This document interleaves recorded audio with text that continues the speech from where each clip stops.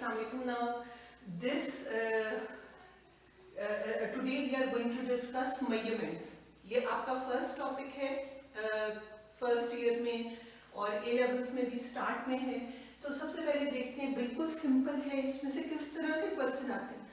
ज़्यादातर जो क्वेश्चन आते हैं वो एमसीक्यूज आते हैं. शॉर्ट क्वेश्चन में से कोई एक दो आ जाते हैं, तो इसलिए इसको ऐसे ही पढ़ना है. हम इसको गो थ्रू करेंगे और ज़्यादा इम्पॉर्टेंट है इसमें जो आपके क्वेश्चन आते हैं about significant figures, rounding off, uncertainties. तो शुरू हम देखते हैं कि मेजरमेंट्स में क्या बताया. आपको पता है कि basically there are so many quantities and every quantity has some physical property जो उसको डिफाइन करती है. जैसे अगर आपके पास ये मार्कर है तो इसको कैसे डिफाइन करते हैं, इसकी लेंथ से डिफाइन करते हैं. और किससे डिफाइन करते हैं, मैस से भी डिफाइन करते हैं. कितना मैस है, कितना हल्का है, कितना भारी है. बिल्कुल इसी तरह ऑल फिजिकल क्वांटिटीज जिनको हम is the name of basically the characteristic और प्रॉपर्टी ऑफ मटेरियल और phenomena in our nature. Now this is the definition of physical quantities, right. कितनी होती हैं total number of physical quantities जिनको हम physics में डील करती हैं. The total number is 7. कौन कौन सी होती हैं, आमतौर पे इनको बेस क्वांटिटीज भी कहते हैं और ये हमारी फंडामेंटल क्वांटिटीज भी होती है. फंडामेंटल क्वांटिटीज के नाम से पता चलता है they can not be derived, they are basic in nature, they are base units, base quantities. कौन कौन सी है, mass, it is a fundamental quantity. Length number 2, time number 3, 4 number temperature, hot और कोल्ड. ये उसकी प्रॉपर्टी है किसी भी बॉडी की. हॉटनेस और कोल्डनेस किससे मेजर करते हैं, टेम्परेचर से. तो आप देख सकते हैं this is the property which is defined by a physical quantity and that physical quantity in this case is temperature.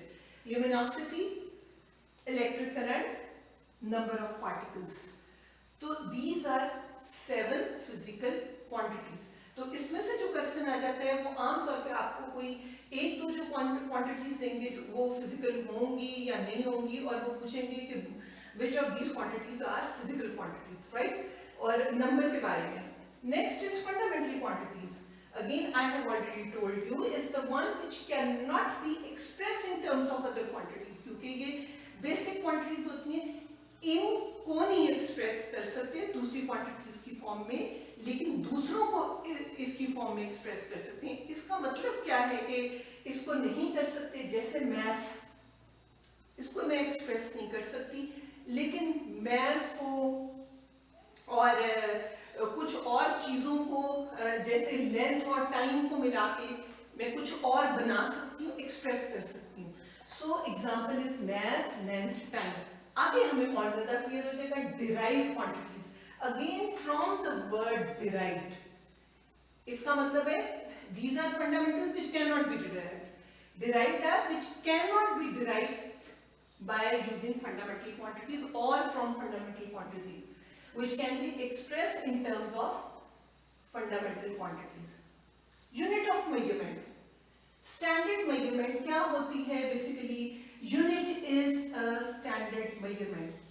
इससे क्या मुराद है, जैसे अगर मैंने लेंथ मेजर करनी है किसी जगह पे, इसका जो यूनिट है वो जब डिफाइन किया उन्होंने कहा है कि भाई इतनी लेंथ, ठीक है. किसी और जगह पे उन्होंने इतनी लेंथ से डिफाइन की है.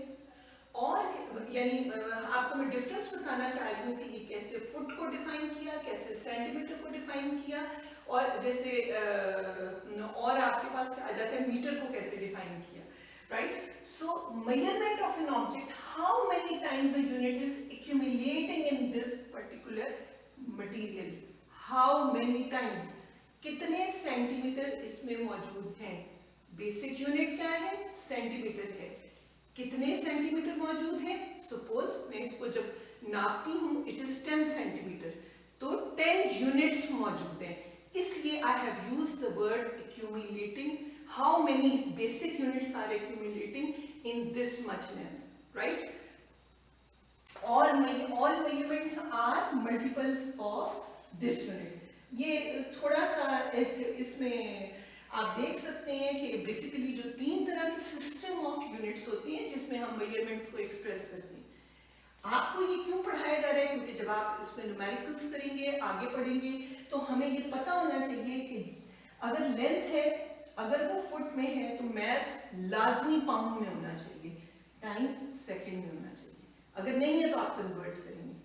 अगर लेंथ सेंटीमीटर में है और आपका जो मैस है वो पाउंड में है, then convert it into gram.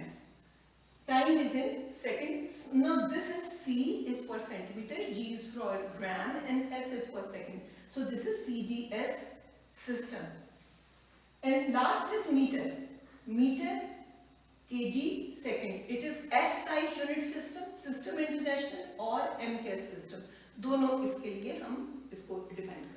Okay, the next question is what should be the property of unit? क्या हम कोई सा भी यूनिट यूज कर सकते हैं? No.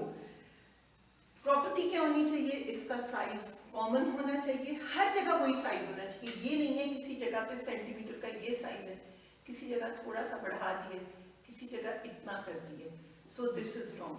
ऐसे नहीं कर सकते, कॉमन साइज होना चाहिए। बेशक आप इधर मेजर कर रहे हैं, किसी जगह पे भी मेजर कर रहे हैं। It should be well defined, it should B clear and well defined, invariable. ये नहीं है कि इधर कुछ और वैल्यू है वो चेंज हो जाए। जैसे अगर मैं स्पीड ऑफ लाइट को देखूं तो it is in variable quantity, change नहीं होती। यही मतलब है कि चेंज नहीं होना चाहिए इन वेरिएबल्स का मतलब है। Possible to reproduce, possible to reproduce का मतलब है जैसे मैंने इधर एग्जांपल दिए कि 0 and 100 degree centigrade can be reproduce. 100 है, मैं दोबारा से उसको 0 भी कर सकती हूँ और 0 को मैं दोबारा 100 कर सकती हूँ। Now these are the property of units. आगे ये भी आपकी बुक में बड़ा क्लियरली दिया हुआ है कि बेस क्वांटिटी, नेम, सिंबल, सिर्फ बताने के लिए कि बेस क्वांटिटी जब वर्ड यूज कर लेते हैं तो again it is mass, length, time, electric current, temperature, and the name is KG, metre, second, ampere, kelvin. और सिंपल आपको पता है केजी, एम, सेकंड, एम्पियर के लिए ए होगा, एंड केल्विन इज अगेन के। Next is supplementary unit. Supplementary units कौन से होते हैं? दीज आर, ये मैंने इसको ऐसे बताया आपको, इट इज रेडियन एंड स्टेरेडियंस। दोनों में फर्क क्या है? रेडियन जो होता है it is a 2 dimensional unit. अगर हमें फर्क पूछा जाए तो ये 2 डायमेंशनल होगा, और ये क्या होगा? It is the unit of 3 dimensional. दूसरी बात, it is use for plane angle. जो प्लेन में एंगल, क्योंकि 2 डायमेंशन का मतलब है जैसे ये बोर्ड आपको नजर आ रहा है, इसकी ये एक्स एक्सिस हो गई, वाई एक्सिस हो गई, so this is 2 dimensional plane. तो इसमें जो एंगल बनेगा दैट इज बेसिकली आपका आ जाता है रेडियन में हम मेजर करेंगे। लेकिन जो स्टेरेडियन है इसका unit of solid angle, sphere का आप ले सकते हैं, उसका सॉलिड एंगल जो होगा इट इज इन 3 डायमेंशन, तो उसके लिए जो यूनिट होगा वो ये यूज होगा। आगे रेडियन में हम फर्दर जब डिफाइन करते हैं तो डिग्री, डिग्री हमारे पास आ जाती है। डिग्री जैसा कि आपको पता है जब हम सर्कल को लेते हैं, आपके पास ये 360 डिग्री हो गया, ठीक है, यहाँ से शुरू हुए हैं और now this is 360 degree, right. Arc subtended at the centre of the circle bye 1/60। अब इसका ये टोटल कितना है? 360। इसको 360 पार्ट्स में आप डिवाइड कर दें, ठीक है। इसकी वजह से जो आर्क सबटेंडेड होगी, ये आप देखें, इसकी वजह से ये क्या है? It is 1/360, right. तो इसकी वजह से जो एंगल बनेगा, इसकी वजह से that will be basically degree. तो again arc subtended at the centre of circle by 1/360 degree of the circumference, right? So this is the definition of degree. Okay, degree को further किस में explain करते हैं? ये आप देख सकते हैं, इसको मैंने बस क्योंकि ये बहुत आसान है, बस थोड़ा सा इसको बताने के लिए हम कवर करना है, क्योंकि सारे टॉपिक्स होने चाहिए। तो आप देख सकते हैं मिनट्स मैंने बताया, इसमें डिग्री को एक्सप्रेस करते हैं, इसके स्मॉलर यूनिट है, it is 1/60 of a degree. Minute क्या होगा? It is 1/60 of a degree. Second क्या होगा? It is 1/60 of a minute. ये भी हमें पता है। Relationship between minute and degree, आमतौर पे इसमें और क्या चीज आ जाती है, कन्वर्जन्स, जो कि आपको पता है 1 minute is equal to 1/60 degree and 1 second is equal to 1/60 minute. जी अब चलते हैं स्टेरेडियन की तरफ। It is the angle subtended at the centre of sphere.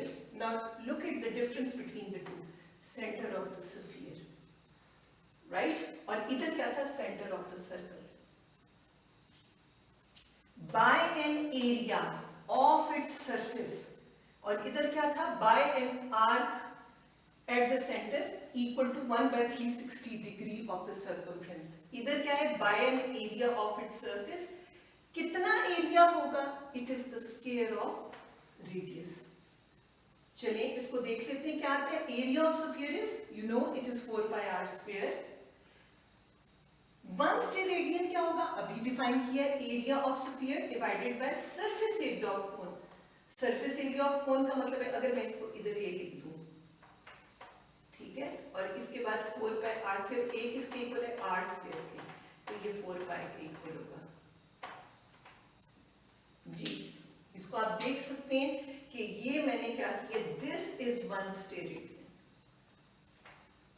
Area of जो स्फीयर हमारे पास आया वो हमने 4πr² लिख दिया, नीचे surface area of cone a लिख दिया। a कितना है, it should be equal to r², और this comes out to be equal to 4π, right.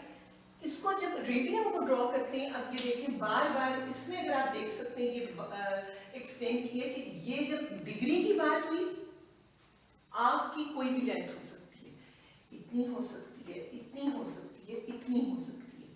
This is the definition of degree, यानी कोई भी आर्क लेंथ जो एंगल बनाएगी सेंटर के साथ सर्कल के, उसको हम क्या कहते हैं, डिग्री कहते हैं। लेकिन जब भी आर्क लेंथ जो है वो कितनी होगी, it is equal to are.